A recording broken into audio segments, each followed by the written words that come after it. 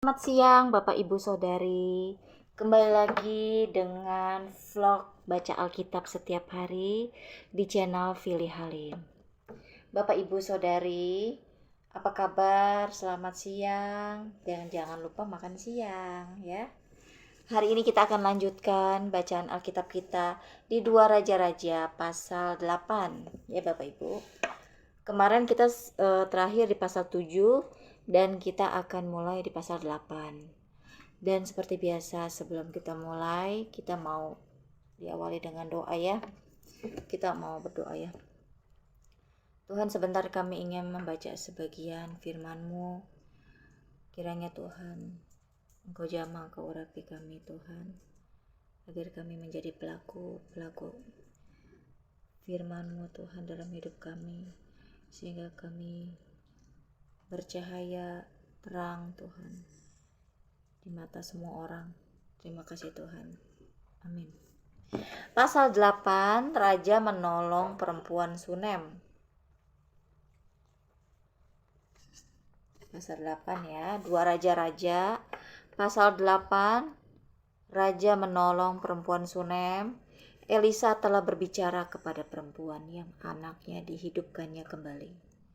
Katanya, berkemaslah dan pergilah bersama-sama dengan keluargamu, dan tinggallah di mana saja engkau dapat menetap sebagai pendatang.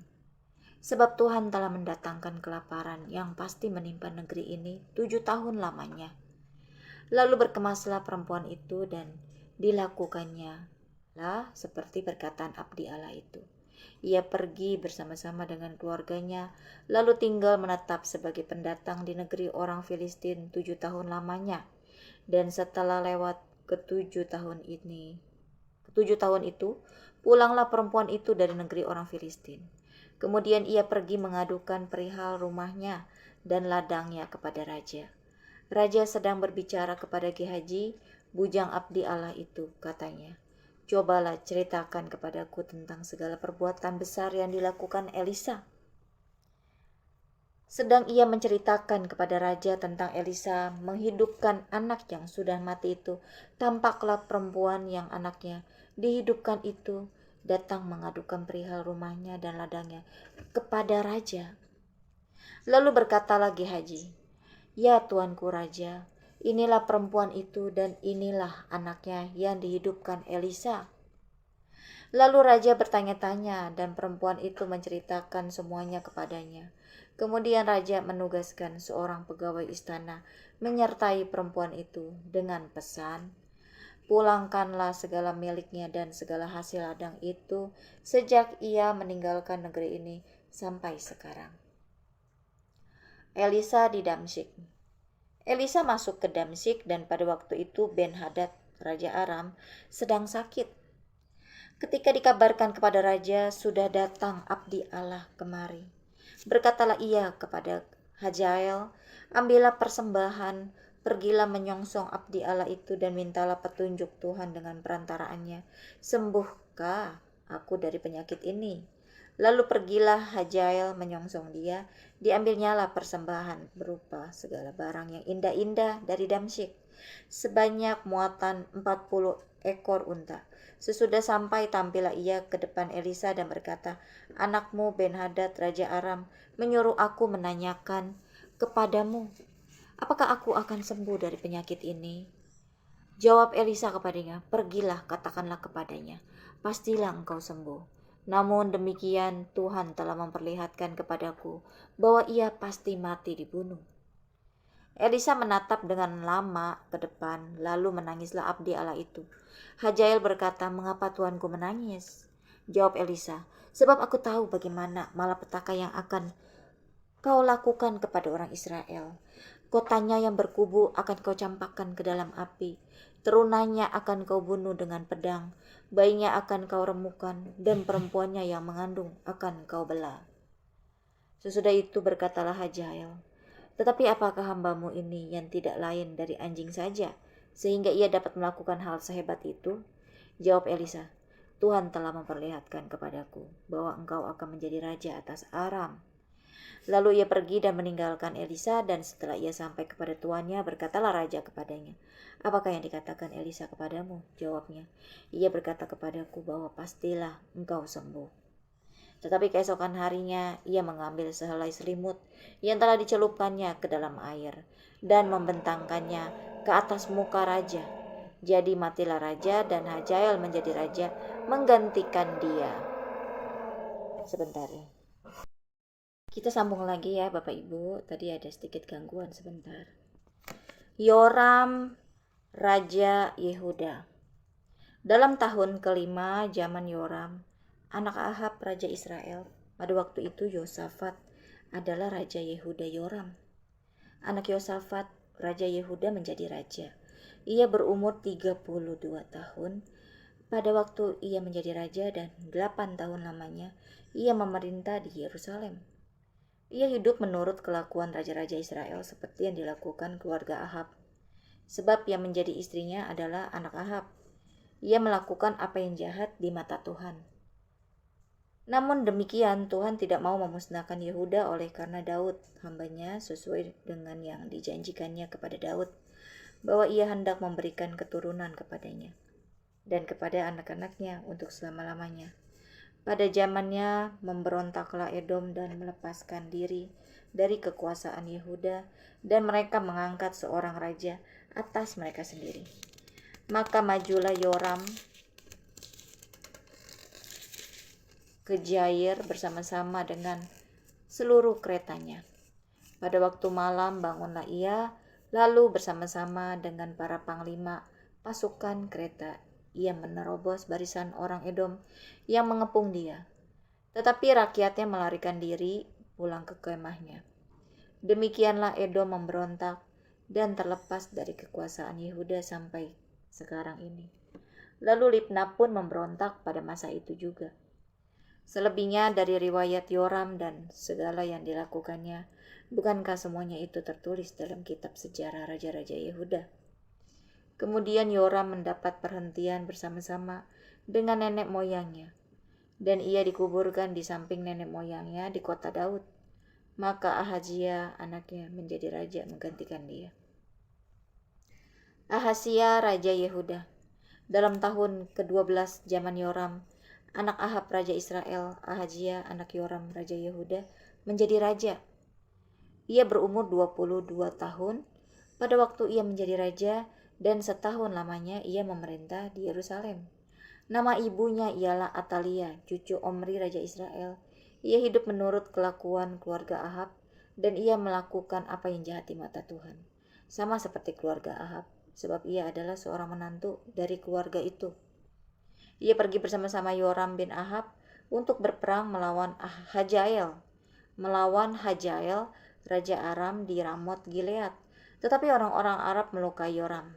Kemudian pulanglah Raja Yoram ke Israel, supaya diobati luka-lukanya yang ditimbulkan orang Aram di Rama pada waktu ia berperang melawan Hajael, Raja Aram. Dan Ahazia anak Yoram Raja Yehuda pergi menjenguk Yoram bin Ahab di Israel karena dia sakit. Pasal 9, Yehu menjadi Raja Israel. Kemudian Nabi Elisa memanggil salah seorang dari rombongan Nabi dan berkata kepadanya, "Ikatlah pinggangmu, bawalah buli-buli berisi minyak ini dan pergilah ke Ramot Gilead. Apabila engkau sampai ke sana, carilah Yehu bin Yosafat bin Nimsi. Masuklah, ajak dia bangkit dari tengah-tengah temannya, dan bawalah dia ke ruang dalam.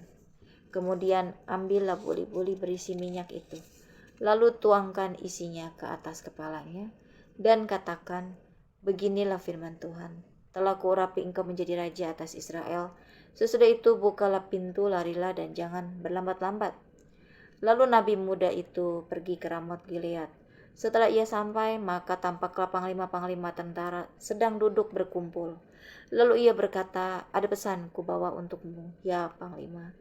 Yehu bertanya, "Untuk siapa dari kami sekalian?" Jawabnya, "Untukmu ya panglima." Lalu bangkitlah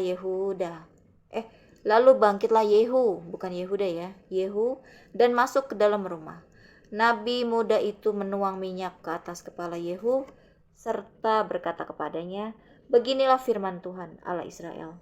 Telah kuurapi engkau menjadi raja atas umat Tuhan, yaitu orang Israel.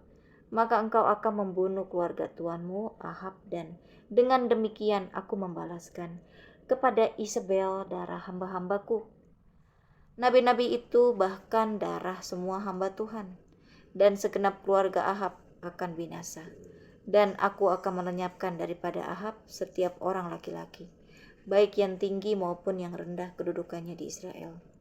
Dan aku akan memperlakukan keluarga Ahab sama seperti keluarga Yerobeam bin Nebat, dan sama seperti keluarga Baesa bin Ahia. Isabel akan dimakan anjing di kebun di luar Israel dengan tidak ada orang yang menguburkannya." Kemudian nabi itu membuka pintu lalu lari. Apabila Yehu keluar mendapatkan pegawai-pegawai tuannya, berkatalah seorang kepadanya, "Apa kabar? Mengapa orang gila itu datang kepadamu?" Jawabnya kepada mereka, "Kamu sendiri mengenal orang itu dengan omongannya." Tetapi mereka berkata, "Dusta, cobalah beritahukan kepada kami." Lalu katanya, "Begini-beginilah dikatakannya kepadaku, demikianlah firman Tuhan. Telah kuurapi engkau menjadi raja atas Israel." Segeralah mereka masing-masing mengambil pakaiannya dan membentangkannya di hadapan kakinya begitu saja di atas tangga. Kemudian mereka meniup sangkakala serta berseru, "Yehu raja." Demikianlah Yehu bin Yosafat bin Nimsi mengadakan persepakatan melawan Yoram. Adapun Yoram sedang berjaga-jaga di Ramot Gilead bersama-sama dengan segenap orang Israel menghadapi Hazael raja Aram. Tetapi Raja Yoram sendiri telah pulang ke Yisrael supaya luka-lukanya diobati yang ditimbulkan orang Aram pada waktu ia berperang melawan Hazael raja Aram. Yehu berkata, "Jika kamu sudah setuju, janganlah biarkan siapapun meloloskan diri dari kota untuk memberitahukan hal itu ke Yisrael." Yoram dan Ahazia dibunuh. Kemudian Yehu naik kereta dan pergi ke Yisrael, sebab Yoram berbaring sakit di sana. Juga Ahazia raja Yehuda datang menjenguk Yoram. Ketika penjaga yang sedang berdiri di atas menara di Yisrael melihat pasukan Yehu datang, berserulah ia, "Ada kulihat suatu pasukan." Berkatalah Yoram, "Ambillah seorang penunggang kuda, suruhlah ia menemui mereka serta menanyakan, apakah ini kabar damai?" Lalu pergilah penunggang kuda itu untuk menemuinya dan berkata, "Beginilah," tanya raja, "apakah ini kabar damai?" Jawab Yehu, "Damai, bukan urusanmu. Baliklah, ikutlah aku." Dan penjaga itu memberitahukan suruhan sudah sampai kepada mereka, tetapi ia tidak pulang.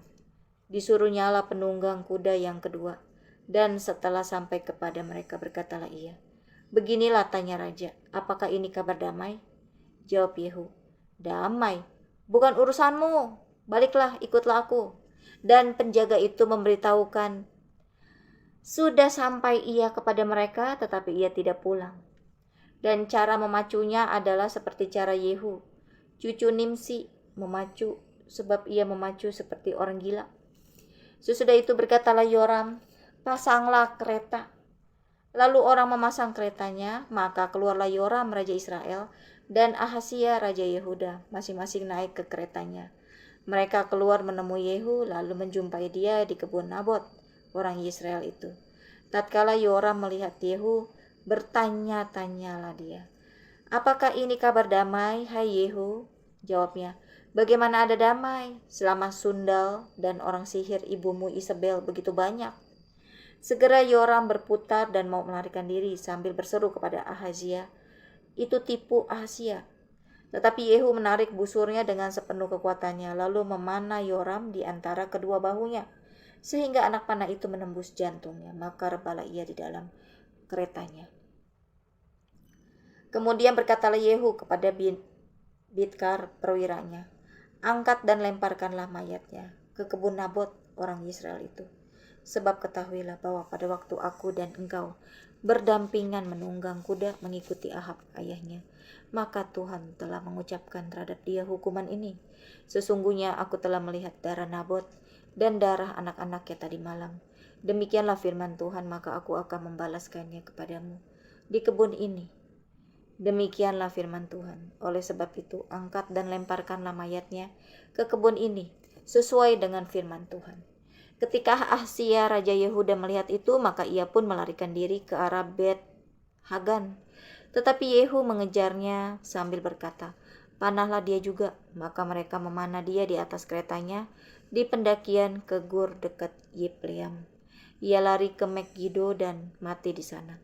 Para pegawainya mengangkut mayatnya ke Yerusalem, lalu mereka menguburkan dia dalam kuburnya sendiri, di samping nenek moyangnya di kota Daud.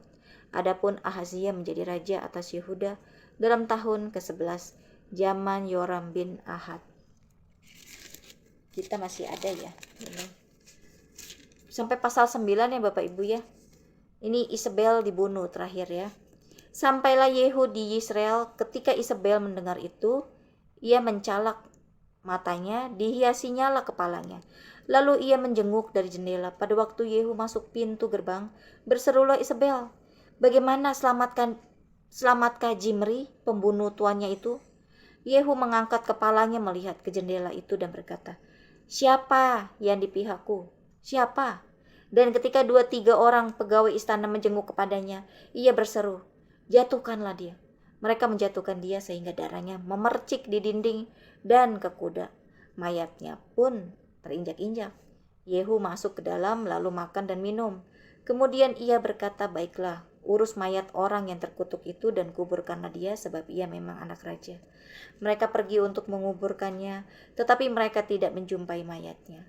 Hanya kepala dan kedua kaki dan kedua telapak tangannya. Mereka kembali memberitahukannya kepada Yehu. Lalu ia berkata, "Memang begitulah firman Tuhan yang diucapkannya dengan perantaraan hambanya Elia orang Tisbe itu. Di kebun di luar Yisrael akan dimakan anjing daging Isabel. Maka mayat Isabel akan terhampar di kebun di luar Yisrael seperti pupuk di ladang, sehingga ia tidak ada orang yang dapat berkata, 'Inilah Isabel.'" Amin ya Bapak Ibu. Kita sudah sampai pasal 9 aja, karena ada sedikit halangan ya, jadi tidak bisa lama-lama. Kita mau tutup dalam doa ya. Tuhan, terima kasih buat firman-Mu ini Tuhan. Biar Tuhan agar setiap kami orang-orang percaya tidak memiliki roh Isabel Tuhan, memiliki pribadi yang seperti Isabel, yang mementingkan diri sendiri, apa yang kami mau, apa yang kami inginkan. Biarlah Tuhan agar kami diubahkan dan dipulihkan Tuhan. Terima kasih Tuhan. Biarlah terus kami mendekat kepadamu dengan roh takut padamu, dengan penuh kasih, bukan yang hanya sekedar menjadi pengikutmu saja, berbuat baik, tetapi agar kami memiliki kasih agape. Haleluya, amin.